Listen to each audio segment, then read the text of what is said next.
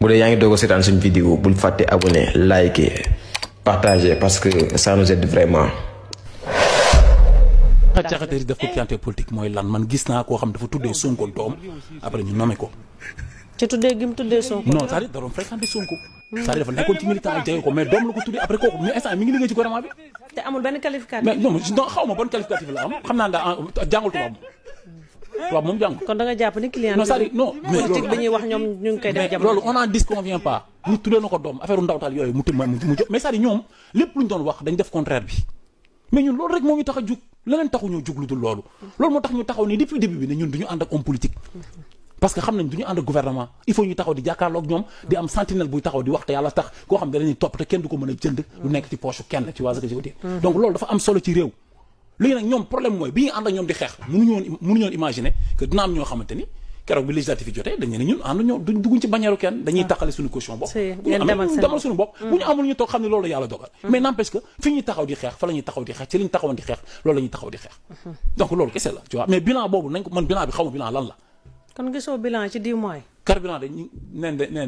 lever waaw dégg naa ko de courant moom yokku na moom Mauritanie sax bi nga xam ñun ñaar ñoo bokk gaz dégg naa ñoom ñi ngi subventionné seen courant ñi ngi dox ba seen courant bi wàññi nañ seen courant bu baax te ñun ñoo bokk gaz man xaw ma lan la comprendre na ko Ousmane Sonko moo toog wax carrément ne moom mënuñu comprendre carburant bi du jóge fii di dem Mali gën ñoo moins cher la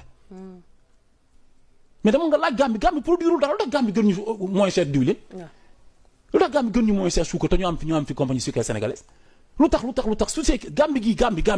yow toi tu viens nga campagne loolu yëpp après nga ñëw mel ni comme si de rien n'était ñu koy wax ñu ñuy saaga ka wax lu nekk tamit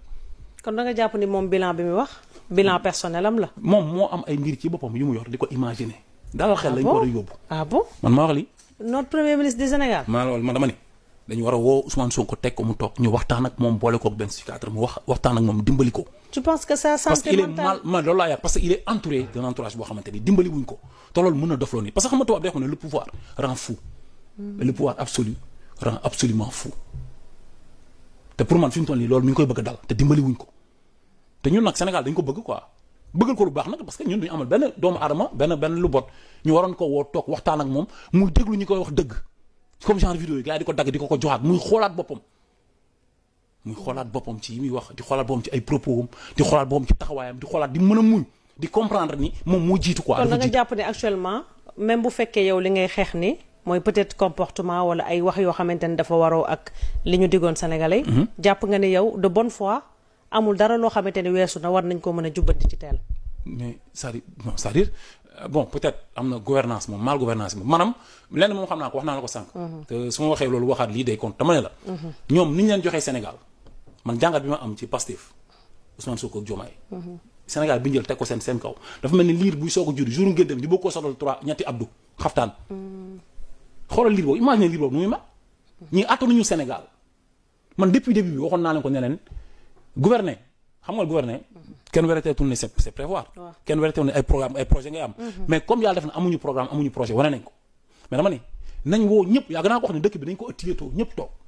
ñu woo sëriñ si woo abbé bi woo ñëpp woo juste yi woo ñëpp ñu jël lël bi ñu def lël jël une semaine yoo xam ne ñëpp dañuy lëlu ñu toog di xalaat ci constitution bi di ko ratifié waat jobaat ko def di ko bind dem xalaat kii bi nu mu tudd comment dirais-je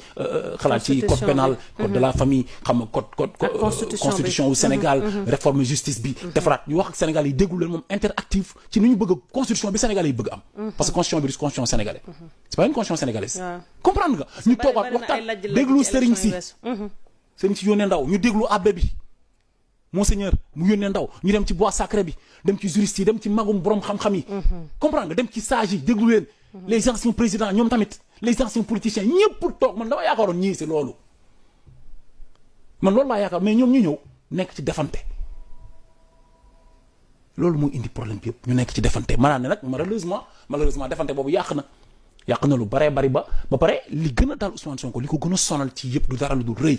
te rëy costume yàlla la ko xosol daanu. dafa rëy costume dafa mais rëy mënul weesu rëy ta tu es à l'Assemblée nationale nga wax maane ci posture bu ñu nekk mooy yéen